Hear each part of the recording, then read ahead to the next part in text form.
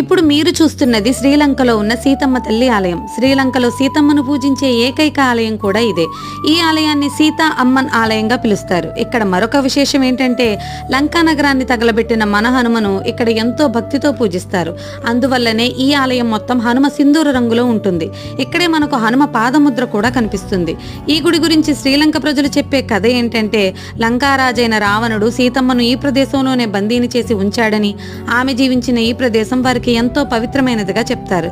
కానీ సీతమ్మ కన్నీళ్లు పడ్డ ఈ నేల అప్పటి నుంచి ఎన్నో సంక్షోభాలను ఎదుర్కొంటుందని, దానికోసమే ఈ గుడిని నిర్మించారని, సీతమ్మ వారి విగ్రహ ప్రాణ ప్రతిష్ఠ కోసం శ్రీలంక ప్రభుత్వం భారత ప్రభుత్వాన్ని సరయూ నది నీళ్లు అడిగిందని, ఆ నీటితోనే అమ్మవారి ప్రాణ ప్రతిష్టాపన కూడా జరిగిందని ఇక్కడి వారు వివరించారు. ఈ గుడిలో మనం ఎంతో ఆహ్లాదంగా ఉండే అశోక వాటికను కూడా చూడవచ్చు. ఈ నదిలోనే సీతమ్మ తల్లి ప్రతిరోజు స్నానం చేసేదని, కాబట్టి ఈ నీరు ఎంతో పవిత్రమైనదిగా ఇక్కడి వారు నమ్ముతారు.